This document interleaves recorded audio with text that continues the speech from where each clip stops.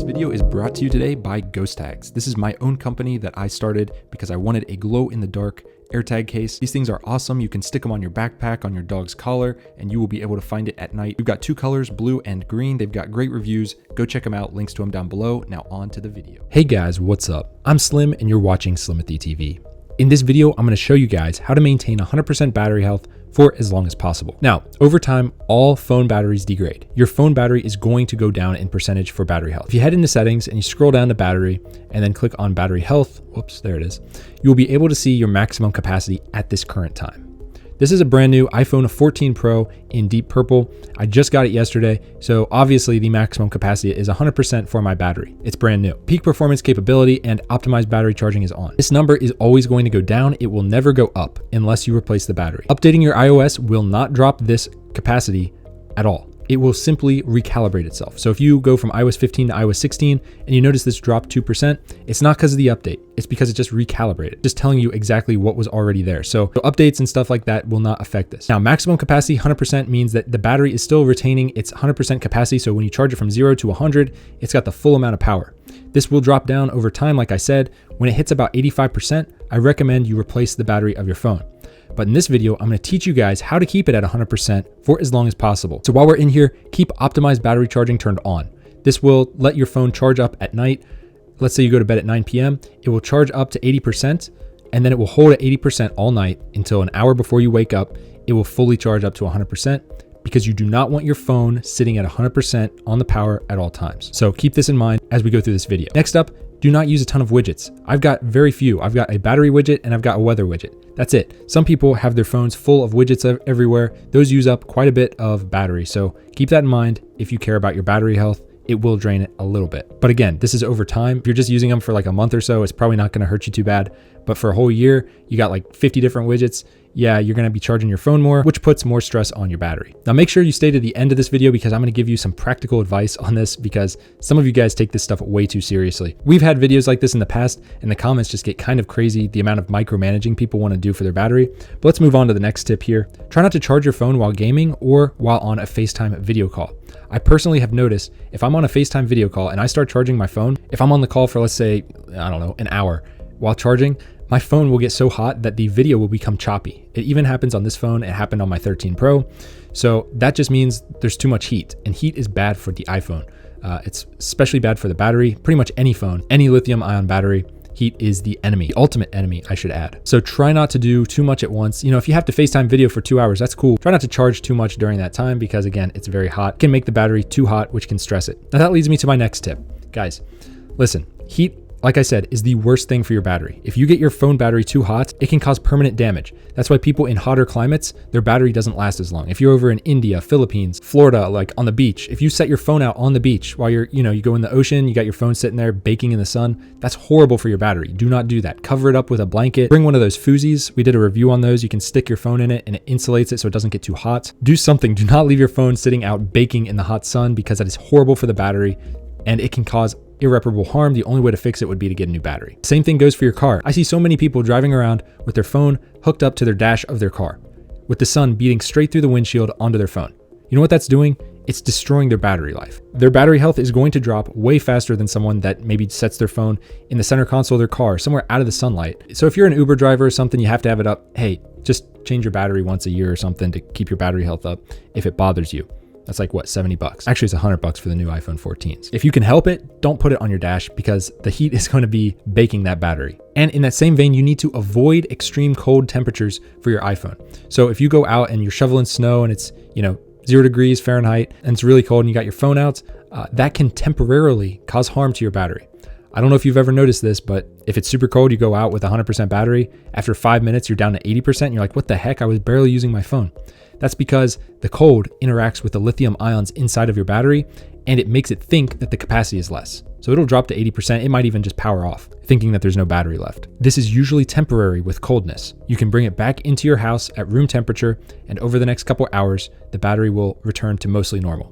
So cold is not nearly as bad as heat, but you still want to keep it out of the cold because extended periods of coldness can cause permanent damage, but in general, coldness is not nearly as bad as heat. So keep that in mind. A lot of people don't know that. Next up, let's talk about more settings to change. So in settings, go into general and find background app refresh. Make sure this is off. This will not impact your notifications at all. I repeat, this will not impact your notifications. I get literally DMs every day asking on my other videos where I tell people to turn this off, am I still gonna get my notifications for all my apps? Yes, this has nothing to do with that. I've had this off forever. I've never turned it on. All it does is refreshes these apps that you have on your phone in the background. You don't need that. You can open the app and it'll refresh on its own. So keep that off. Yes, I know WhatsApp tries to convince you to turn it on. You don't need it because WhatsApp's owned by Facebook, and I think you can connect the dots. Next up, go back into settings and scroll down until you see mail. Then click on accounts and then click on fetch new data. And you can change these to automatically, manually, hourly. I have mine set to 15 minutes, but manually would probably be the best for battery life. That means you have to go into the mail app and refresh it when you want to see if there's new mail. I like every 15 minutes, so it kind of checks every 15 minutes and it'll give me a badge icon on my mail app if there's an unread message. But if you have that set to push, it's going to be constantly checking for email, and that can hurt the battery. Next up in settings, you're going to want to scroll to display and brightness and make sure that you have auto lock set to 5 minutes. That is the sweet spot. You don't want to set to never, because then if you leave your phone out or fall asleep, it'll just leave the screen on all the time. That's bad for the screen because it could get burn in. It's bad for the battery because it'll waste it. 30 seconds is annoying. It'll be dimming all the time. Keep it at 5 minutes. That's the way to go. It's the sweet spot for sure. Next up, just common sense. Like I said, don't keep your phone plugged in at 100% all the time. Let it go down to, 60%, plug it back in, charge it up to 80%. That's fine. There's nothing wrong with charging your phone throughout the day. In fact, I tend to keep mine plugged in most of the day, but I don't keep it at 100%. Like if it gets up to 95%, I'll just unplug it till it gets down to 40%, plug it back in. Realistically, these lithium-ion batteries want to stay between 40 and 80% at all times. Ideally 40 to 60%, which is almost impossible to micromanage. I don't recommend doing it. I know some people that intentionally drain their batteries. They go from 100% in the morning to 0% or 5% at night, and then they plug in, go up to 100%. That's the worst thing you can do for your battery, the extremes. 0% and 100% are two percentages that you want to stay away from.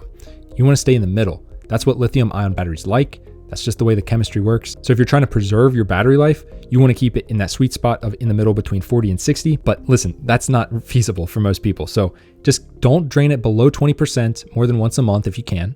And don't keep it at 100% all the time. Very easy to do. That is something that pretty much anyone can do easily. Now, once a month, I do like to drain it all the way down to about 5% or 10% and charge it all the way up to 100% and let it sit there for 1 hour and then just let it do its thing in the middle again.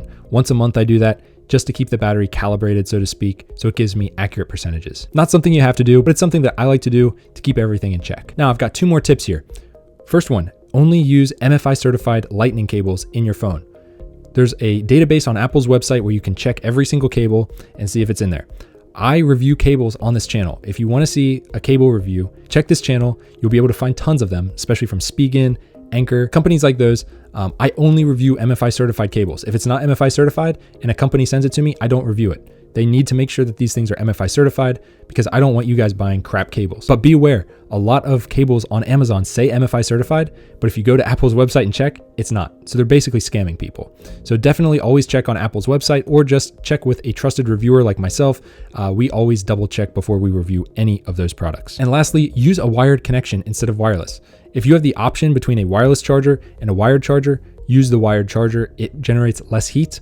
And remember what we said at the beginning of the video, less heat is better for the battery. So you want to keep the heat away from the phone as much as possible. So a wire is the best bet. A big wireless charger right here generates a lot of heat because wireless chargers are not efficient with their power delivery. So heat is radiated off and it heats up your phone. It's not the best thing to do. So if you have the option, obviously pick wired. If you want to use a MagSafe charger or something like that, go for it. It's not the end of the world. But for overall longevity, use a wire. So that is it. That's all I've got for this video, guys. If you follow all these steps, your battery health should stay at 100% or up in the top 90s for a longer time than someone who didn't. If you're going out in the sun every day, getting your phone super hot, your phone battery health is going to go down quicker than someone else's. Is that the end of the world? No, just replace the battery. Bring it to an Apple store. They'll replace the battery for either 70 or 100 bucks, and you'll be good to go with another 100%. I like to replace my batteries usually once every 2 years. If you're a heavy user, figure that if you're going to keep your phone for a long time, just replace it every 2 years. The battery, if it bothers you, if it seems that it goes from 100% down to 50% too quickly, just replace the battery. It's not a big deal. Again, to check your battery health, settings, scroll down to battery health, right there, maximum capacity. That's what we're talking about in this video. So that's all I got. If you liked the video, hit it with a big thumbs up. Make sure you subscribe, share this video with your friends so that they don't kill their batteries on accident, and I'll see you guys in the next one. Peace.